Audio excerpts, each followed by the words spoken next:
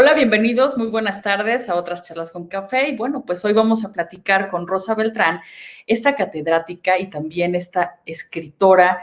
¿Cómo podemos presentarla si no recordar pues todas estas novelas en las cuales nos entrega esta parte histórica, pero también estos personajes entrañables y por supuesto historias que entrelazan justo en esta que vamos a platicar hoy, que es Radicales Libres? Nos va a hablar de tres generaciones, de tres mujeres.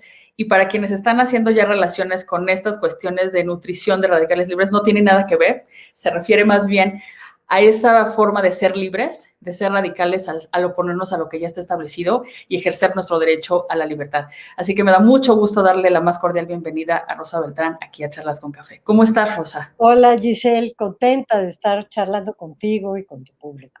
Nosotros también, porque tuvimos la oportunidad de ver tu novela. Y digo de ver porque se trata de una novela que no puedes no empezar a hacerte imágenes desde que empieza esta narración con esta niña que dice, nunca imagina a nadie ver a su mamá que se va en una moto y acaricia a su amante. O sea, son esas descripciones que nos van haciendo pues esas imágenes que difícilmente se separan y por ende también esos espacios de contexto que nos das de México en diferentes épocas.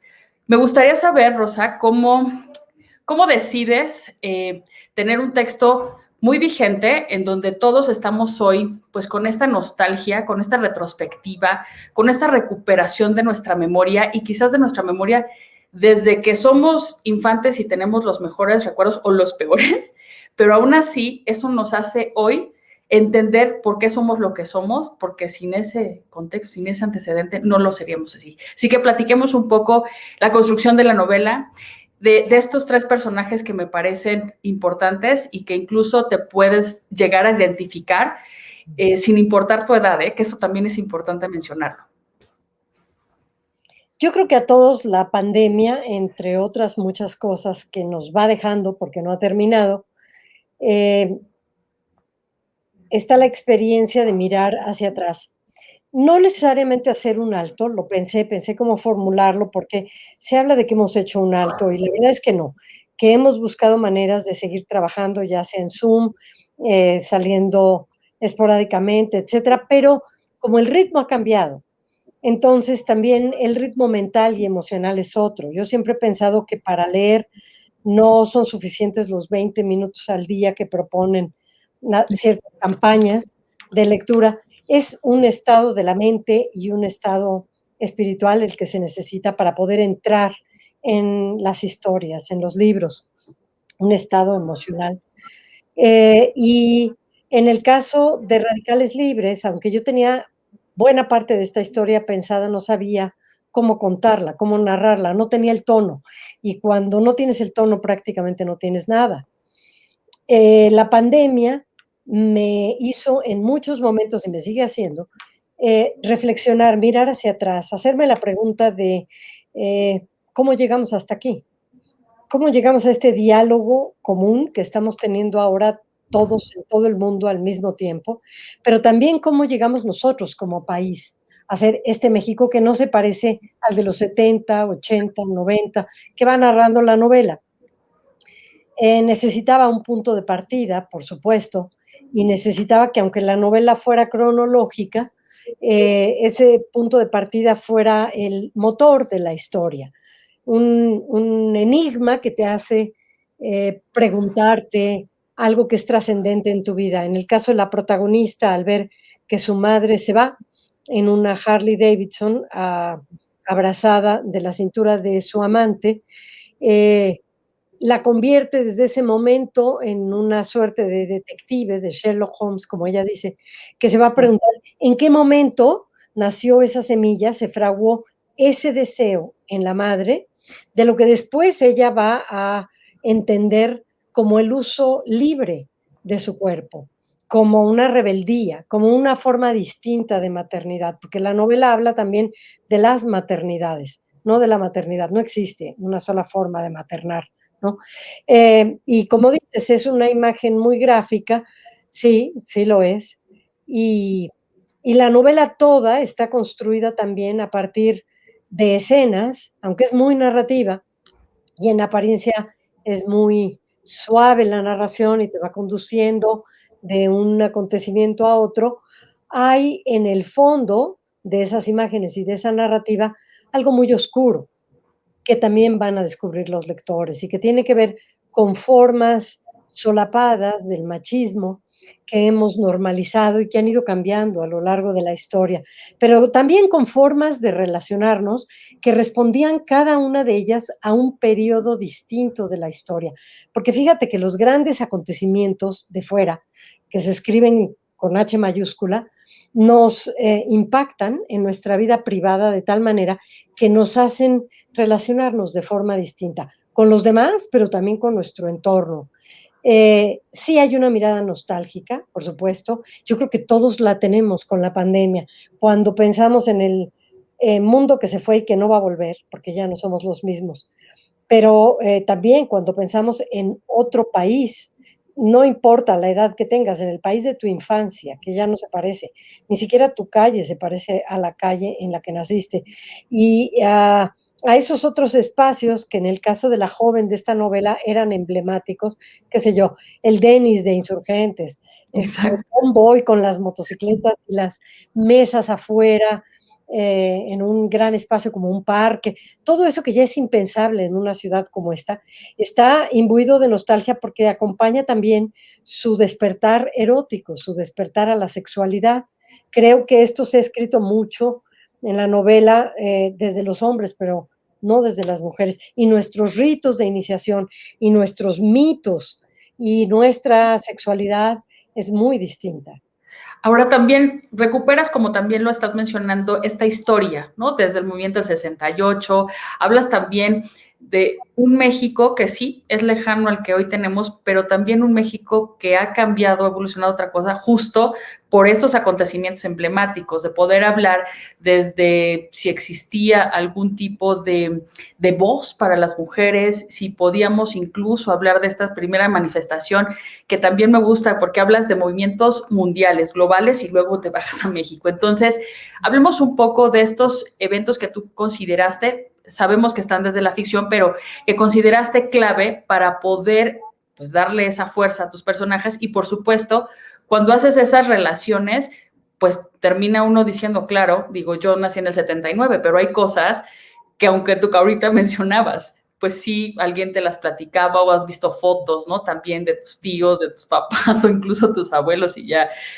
fallecieron y demás. Entonces, cuéntanos un poco también esto, porque creo que hiciste una selección muy interesante, incluso creo que está hasta la llegada a la luna, o sea, hay como estos hechos entre lo científico, pero también la parte social, que en lo social creo que lo dijiste también ahora, o sea, las mujeres pocas veces dentro de las novelas tienen esa fuerza y esa voz de ser las que protagonizan esto. Ujú, ujú. Los acontecimientos que aparecen en la novela son, a mi entender, los que nos definen ahora como Así presente, es. los que explican por qué somos ahora así. Aunque la protagonista es menor, también vive el 68 a partir de voces vicarias, en este caso los primos, ¿no? Que sí acudieron y participaron. Eh, y ese 68 habla de mujeres que participaron, que no aparecen en los libros de historia con nombre y apellido, pero como parte de un momento clave, que son los años 60, la primera vez que las mujeres en México acceden a los anticonceptivos orales, a la píldora concretamente, por ejemplo. Esto marca un salto cuántico, porque por primera vez pueden decidir sobre sus cuerpos, en no vivir maternidades como la de sus ancestras, donde parían 8 hijos, 10 hijos, 11 hijos, y la vida se convertía exclusivamente en esa actividad maternaria, además con todo lo que eso implica de dificultades económicas y de otra índole. Pueden por primera vez pensar en participar en la vida laboral, pero también en la vida política. Y muchas de estas mujeres son las que acudieron a la marcha del 68, ¿no? Eh, y después, en los años 70, la participación en las utopías socialistas fue clave también. Esto ya le toca a otra generación, a la que está contando la historia. Esas utopías socialistas fueron muy poderosas en todo el mundo pero también en este país. Hubo brigadas de alfabetización, muchos se afiliaron al Partido Comunista, hubo una participación grupal en movimientos que paradójicamente para las mujeres, por un lado, implicaba estar al lado de hombres que estaban cambiando la historia, o eso creían, o eso creíamos, pero que eran los más machistas. Es decir, cambiaban o querían cambiar el mundo sin cambiar el statu quo, sin cambiar las relaciones de pareja, ni cambiar tampoco las leyes de la vida doméstica. Era a conveniencia, ¿no? Era conveniencia, pero poco se habla de esto también, porque cuando se citan los acontecimientos históricos, no se los encarna en las vidas de individuos, con esas contradicciones, con esa doble moral, con esa dificultad. Por un lado, las mujeres en los años 70 y 80, hasta antes de la aparición del SIDA, conocían del uso de anticonceptivos, utilizaban más o menos libremente su sexualidad, y no, porque vivimos en un país que rápidamente te proscribe, te califica, te excluye. Basta ver lo que está pasando con esta youtuber, por ejemplo, ¿no? Ujú. Ahora acusada de pederastia infantil, y la otra chica a la que violaron en una fiesta, 4 muchachos, para preguntarnos, ¿y por qué la discusión? O sea, en primer lugar, ¿por qué el enjuiciamiento y la censura de una mujer hacia otra? Ujú, ujú. Es algo que en la novela se ve que viene desde los 60 y 70 y parecería que ya no estamos en una etapa como para convertirnos, erigirnos en jueces del uso del cuerpo de otras mujeres, pero también socialmente nos preguntamos, ¿y por qué el foco de atención no está en los violadores? Claro, ¿Por qué la discusión está entre estas mujeres? Entonces, mujer. la novela habla también de estas formas de machismo soterrado, naturalizado, que ni veíamos y en muchos casos seguimos no viendo, pero que están ahí. No es una novela de tesis, no obedece a un proyecto previo.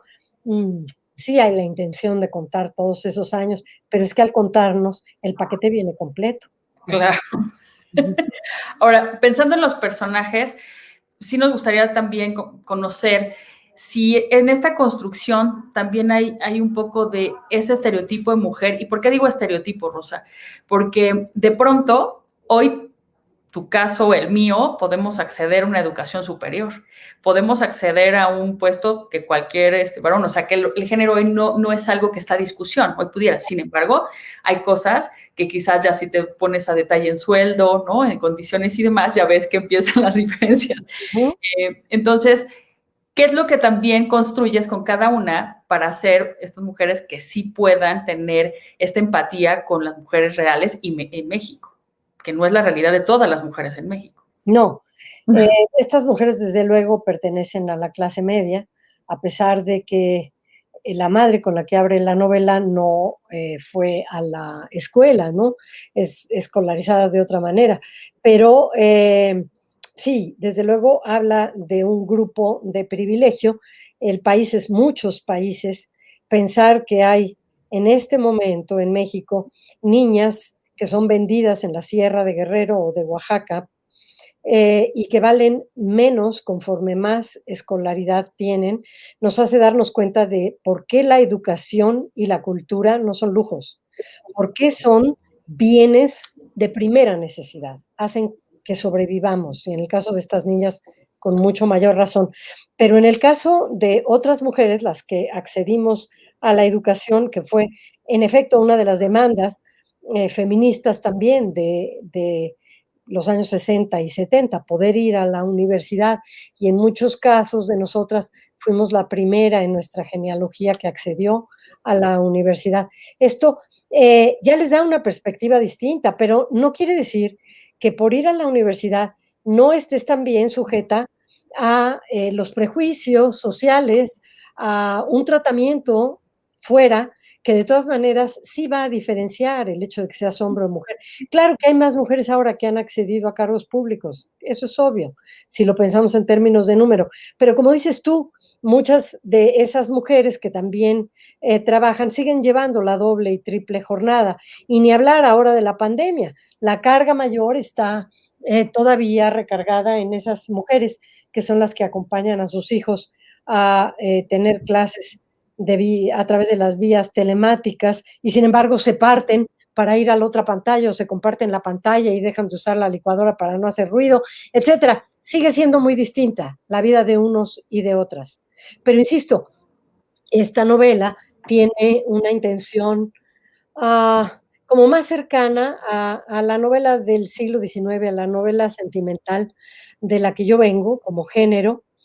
Eh, digamos, mis lecturas tienen más que ver con la gran novela rusa del XIX, Madame Bovary, todas estas novelas que insertan lo histórico, a las que les importan los acontecimientos históricos en las vidas de sujetos, de personajes con nombre y apellido, y van viendo a lo largo de la vida de estas tres distintas mujeres, en este caso, cómo va cambiando la historia y cómo las hace comportarse de forma diferente porque pertenecen a generaciones diferentes. Ahora, cuando pensamos en lo que mencionabas al principio, hoy sería imposible poder tener esa vida que se tenía en los 70s, incluso en los 80s, hablar de estos retratos de esta vida pública, ¿no? Que incluso ya de manera formal, histórica, y hay varias colecciones del Fondo de Cultura Económica que nos hablan de cómo era esta festividad, cómo era esta forma de relacionarnos. En tu novela, ¿cómo ha cambiado esto? ¿De qué manera lo dijiste? O sea, hoy salimos, tu caso debe ser también similar al mío, y sí, o sea, tenemos, y déjame acercarlo, o sea, un cubrebocas como segunda piel, ¿no? Tenemos, pues, estos spray, ¿no? De gel antibacterial, pero también hay cosas que se exacerbaron con la pandemia, o sea, la delincuencia, cosas que quizás a pesar de estar hoy, pues todos luchando por estar bien, por sobrevivir, eso ha crecido y no ha muerto. Entonces, esta parte que yo creo que es fundamental cuando lees un texto como el tuyo, que dices, bueno, estamos en nostalgia y demás, pero pues preguntarnos qué nos pasó, o sea, en qué momento pues no hubo esa conciencia. Hoy hay más conciencia en muchas cosas. Sin embargo, yo sí creo que más que hacer una pausa como escritora, yo lo haría como lectora para decir, ok, estoy haciendo una novela, pero en realidad me está retratando lo que sí sucede. Mm. Eh, por una parte, los años 70, 80, 90 aparecen en un tono de una cierta liberalidad en algunos ámbitos y quizás están acompañados de imágenes como el rock, como las grandes discotecas aquí y en otros lugares, eh, como las primeras manifestaciones también de los bares gays y de otros lugares, ¿no? Rocotitlán, etcétera. Pero no podemos negar que esto se daba en una tensión, al mismo tiempo es la aparición del SIDA y por lo tanto la sexualidad cambia. Y también esto se da en una atmósfera que es la de la idiosincrasia mexicana, donde, insisto, hay mucho machismo y lo había también en esos años, donde en la novela se experimenta esa tensión en las relaciones, ¿no? Eh, Sin embargo, lo que también había, y eso, pues sí, desde los primeros 70 con los que arranca, y que no hay ahora, es, un uso de la calle muy distinto. Había una seguridad, o por lo menos una percepción de la seguridad. Seguramente la violencia ha estado allí, pero estaba de una manera soterrada. Las infancias Okay. vivían en la calle, se hacía vida de barrio, jugabas con la hija del de la peluquería, el de la miscelánea, el edificio de junto, el de la panificadora, era de alguna manera mucho más igualitaria, ¿no? Sin tener que utilizar esa palabra, simplemente jugábamos Uh-huh. porque vivíamos en esa cuadra, y nos llamaban hasta que se hacía de noche porque había que merendar, pero no se habían ocupado de nosotros. Por ejemplo, ese uso de la calle es un uso que no se da ya prácticamente, sino es de manera digamos, con mucha inseguridad, ¿no? Por otra parte, el conocer el país, el utilizar las carreteras con tu bochito, ir por todos lados y quedarte en la playa que fuera, en ese momento quizá una playa como Puerto Escondido, que era playa virgen, y quedarte en una tienda de campaña y, en fin, conocer de ese modo ya a cualquier hora el país ya tampoco se hace, porque ya también es inseguro, es muy inseguro. por Y la supuesto. novela se pregunta a partir de qué momento, o sea, antes de abordar a la última protagonista, a la generación de las chicas del Me Too, ¿en qué momento cambió todo esto? ¿En qué momento la narrativa de este país se volvió una narrativa única? Donde Ujú. las palabras recurrentes son violencia, muertos, levantamientos, este verbo, sustantivo, pero bueno, Sí, levantar, sí. un verbo que probablemente solo se usa en México, desaparecidos, narcotráfico. ¿Cuándo el país se volvió exclusivamente esto? Y cuándo el discurso se volvió un discurso básicamente de oposición, de confrontación, no conciliador. La novela tiene una intención conciliadora con el pasado, con los que fuimos, porque solamente así vamos a poder entender quiénes somos ahora y por qué estamos en esto y por qué las generaciones más jóvenes se expresan de la manera en la que lo hacen, pero conciliador también con nuestro género.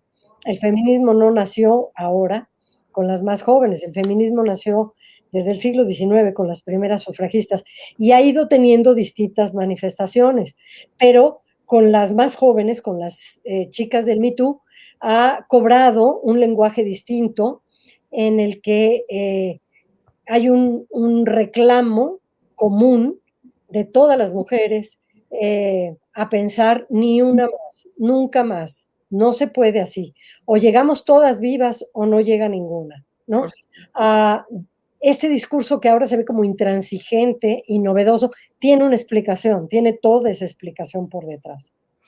Ahora, platícanos también de esto que mencionaba al principio. Radicales libres puede ser, somos estas mujeres Mm. que aplicamos la inteligencia para sobrevivir, o sea, para mantenerse. O sea, ¿cómo podríamos definir pues sí, esa analogía que estás haciendo con radicales libres que te soy honesta, o sea, cuando lo lees dices, bueno, suena interesante el título y te atrae, o sea, siempre esa curiosidad y luego ya cuando vas develando dices, ok, se trata de esta rebeldía en función de seguir, mantenerse, estar a salvo. Exacto. Los radicales libres son estas partículas rebeldes, inestables, que dan cuenta del paso del tiempo y quizá las mujeres somos las que tenemos más conciencia de los radicales libres porque las marcas se van quedando en nuestro cuerpo y no hay forma de combatirlas. Están allí para recordarnos quiénes somos. Pero las radicales libres en la novela también son estas mujeres que están cambiando la historia, que están participando en su día a día de distintas maneras en lo que después va a ser el discurso histórico. No necesitas pasar a un libro de texto con nombre y apellido, ser el héroe o el villano de las monografías para hacer historia. Y las mujeres de la novela que deciden pensar fuera de la caja, yo hasta me atrevería a decir que los hombres también, porque hay ahí algunos personajes que empiezan a vivir las nuevas masculinidades, Volker, por ejemplo, ¿no? Eh, entonces, los radicales libres serán quienes se niegan a seguir un discurso heredado, a vivir conforme ese discurso y esos lineamientos y hacer vidas que son vidas dictadas por sus propias conciencias, en las que son protagonistas de una historia que no es heredada, que es la suya. Por ejemplo, eh, pensar en las maternidades, normalmente, convencionalmente, es pensarlas desde un discurso patriarcal, heredado, que llamamos freudiano. ¿Por qué nos vamos a Sí. definir solamente a partir de ese origen, los padres, relacionado con la falta, la ausencia, lo que no nos dieron, el abandono? ¿Por qué? Es casi como estar sometidos a explicarnos y a definir nuestra identidad a partir del pecado original. Es que no, es que uno se puede salir de eso y también definirse como heredera de una de esas maternidades atípicas, como alguien que aprendió la disidencia, la rebeldía, la libertad en el uso de tu cuerpo y la autonomía. Una mujer que no quiere ser, por un lado, feminista y por el otro, ser la hija de, la esposa de, la hermana de alguien que te da trabajo. No, también te puede dar mucho una maternidad disidente. Y que esto es también encontrar como en esta unicidad de qué manera tú resaltas con lo que eres, o sea, eres auténtico, diferente y único. Y también mencionar que ahorita, bueno, yo hablo de tus personajes y demás, pero cualquier persona sin su género, o sea, debiera aspirar a esto. O sea, también es otra situación. Hay una Sí, cosa que déjame no, añadir algo, porque es muy interesante lo que estás diciendo. Claro, habla no solo de mujeres, habla de identidades construidas ya no desde fuera. Mira, hay una imagen que a mí me llamó mucho la atención en las recientes votaciones. Afuera de la casilla donde a mí me tocó votar, había un letrero que decía que no se iba a negar el voto a ninguna persona que no se pareciera físicamente a la de la fotografía, que tuviera otro nombre y que tuviera otro género. Yo dije: "Guau, qué bien", porque se está admitiendo entonces que la identidad también es algo que decidimos construir, no solo que nos viene dado desde fuera. exactamente. Ahora, está tu portada, que entiendo que es un trabajo de diseño, el editorial, y ahí en la página legal aparecen los créditos y todo. Sin embargo, es también una portada muy fuerte. Tienes, pareciera, esta pintura bueno, figurativa, ¿no? Pero de pronto la ves con un guante azul que resalta muchísimo, con este nopal verde, pero además una mesa perfectamente puesta y una fruta. Cuéntanos también de este ejercicio contradictorio desde la portada. Es una portada Yo, muy provocadora de José así Force, es. ¿no? Y Díaz Corona. He tenido el privilegio de que José Force me dé varias de las portadas de mis libros y es Yo lo tan. tengo aquí en digital. Ay, qué bueno que lo tienes ahí, que le enseñas. Eso es. Es muy inquietante porque tiene a esta mujer que está vestida casi como en la pintura flamenca, que habla de tradición, pero por el otro lado tiene un guante Adex, es decir, lo doméstico, la cocina, el lavado de platos, y el nopal, lo mexicano, y las 3 frutas, que son las 3 generaciones. A mí me parece que es una imagen perfecta para describir lo que ocurre en la novela. Una vez que la lees, te das cuenta de por qué. Porque todas las que aparecen allí, los que aparecen allí, viven una contradicción. Esa contradicción de dos tiempos. Todos somos muchos. Por un lado, aspiramos a ser de una manera y a vivir lo más libremente que podemos, pero heredamos una tradición y vivimos en un contexto social. Y estamos obligados a ser más de uno.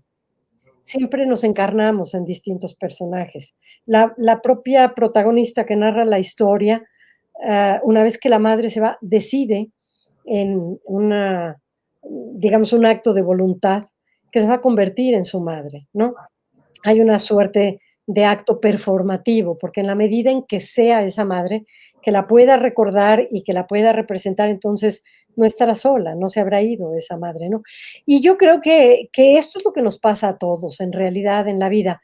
En el momento en que asumimos que somos también nuestra propia madre y nuestro propio padre, que somos todos esos personajes que no tienen por qué estar solamente afuera, que no tenemos que darles la responsabilidad solo como algo que tiene que venir de afuera hacia adentro, sino que nace en nosotros.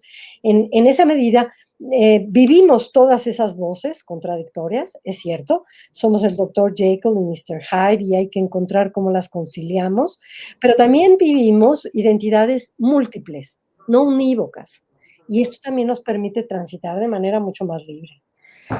Así es. Hay una pregunta que te voy a hacer, pero más de corte como escritora, porque tú también tienes muchas dedicatorias y también hay alusión en tu texto, y me llama mucho la atención esta frase que utilizas para hablar de qué es lo que hace una escritora, ¿no? Que es esta suerte de espía.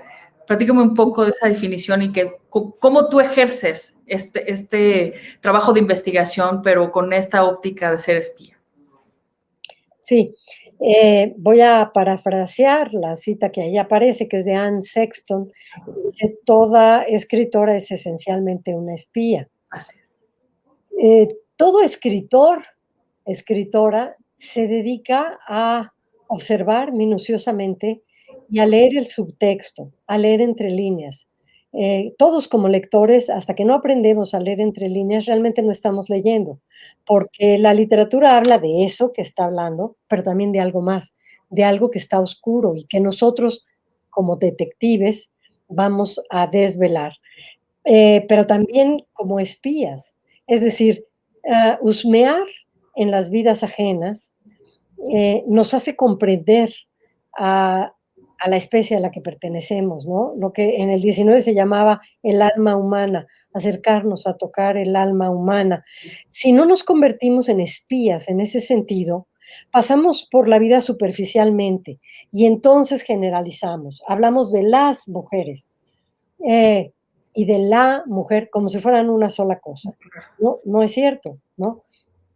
Se trata de destinos y vidas particulares. Y lo mismo cuando pensamos en los hombres o los ancianos. Creo que las instituciones, los medios, nos obligan a pensar a los otros dentro de estos esquemas generalizadores. Y esto empobrece muchísimo nuestra experiencia de vida con los demás. No hay cosa más fascinante que empezar a observar y escuchar sin juzgar las narraciones de los otros para empezar a entender y a ser empático, a comprender, ¿no? Creo que vivimos de narrativas, pero también en narrativas. Y por lo tanto, esas narrativas en las que vivimos, por lo menos en mi caso, trato de que no sean unívocas, Claro. generalizadoras, que sean lo más amplias, lo más diversas, y solo si me convierto en una espía en el momento en que te escucho, me doy cuenta de tus gestos, de lo que implicaste, no de lo que dijiste, de la ironía con la que pronunciaste cierta frase, y descubro otra historia fascinante que estaba allí oculta en lo que me estás diciendo. Así es. Que ahora que así lo mencionas, cuando también estás leyendo cualquier texto de cualquier escritor, pues es justo como el lector empieza a hacer esa complicidad y se dan también otras lecturas, que eso también es fascinante. Y cualquier escritor que logra también que se hagan otras lecturas del mismo texto, bueno, pues creo que logró el ejercicio de tener este intercambio, ¿no? De estas historias, estos personajes. Al final, Rosa, yo creo que hoy las personas, y sobre todo las que tenemos como actividad la lectura, no solo por un trabajo, por obligación, sino que lo hacemos de manera como estilo de vida, por placer, creo que vale la pena empezar a ver estas cosas que se hacen en México, lo que se está escribiendo en México y por ejemplo, con esta generación de escritoras mexicanas, yo ahorita mientras te escuchaba, pensaba en una Mónica Lavín, o sea, pensaba en muchas escritoras que de pronto también tienen estos textos que a lo mejor desde la novela histórica, pero también desde ciertas propuestas, confrontan, te ponen a pensar, te ponen a reflexionar y creo que Radicales Libres cumple con esto. Y no es que sea pragmático lo que quiero decir, sino creo que el ejercicio hoy de la lectura debe hacerse de esa manera, porque hay tiempo, porque somos otros, porque todo lo que dijiste está valiendo la pena el regresar a actividades que nos ayuden a regresar mejor. A regresar no sabemos ni a qué, porque incluso yo les digo a todos, yo no puedo ver eso como lo dicen en inglés, new normal. Yo veo que esto ya cambió, esto es otra cosa. Y ni siquiera hemos llegado a eso porque seguimos en nuestras casas, ¿no? Seguimos cuidándonos. Entonces, a manera de cierre, o sea, ¿qué te gustaría plantear en tu próximo texto, en tu próxima novela? Porque también tienes colecciones, también tienes cuentos, ya eres pues esta creadora nata para poder relatarnos estas historias. Entonces, ¿qué te gustaría que fuese parte de ese tema que estaría como línea transversal en tu próximo proyecto literario? La verdad es que escribir Radicales Libres me dejó extenuada, porque aunque era una novela que venía pensando y bosquejando en notas, el tono lo encontré en la pandemia. Supe que tenía que contárselo a un tú, que era un vocativo, que esta historia tenía sentido, esta historia de lo que fuimos, si se la contaba a la siguiente generación. Pero bueno, se puede leer, como me han dicho, en un día y medio sin soltarla, pero se escriben muchos años, ¿no? Se tarda uno mucho en escribir. Sin embargo, no dejo de hacer crónicas, de escribir mis ensayos académicos. Estoy escribiendo sobre las mujeres de escritores, que me parece muy interesante esa mirada lateral para ver cómo se escribieron esas obras con la ayuda de otros ojos y otras manos también. Sí, Y bueno, ya vendrá esa otra historia. A veces se trata de un cuento que se extiende, ¿no? Y que se convierte en novela. Okey.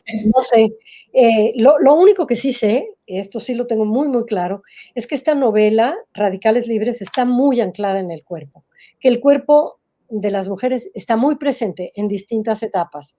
Eh, Desde la infancia hasta la juventud, hasta la vida adulta y después. Y que eso me sigue acompañando y me sigue llenando de cuestionamientos, porque por mí también pasan los radicales libres. Claro. Y yo también voy a dar cuenta de ese paso del tiempo de una manera que no acepto que sea la que viene desde fuera, la que me dice cómo debo vivir la vida adulta y la vejez cuando llegue.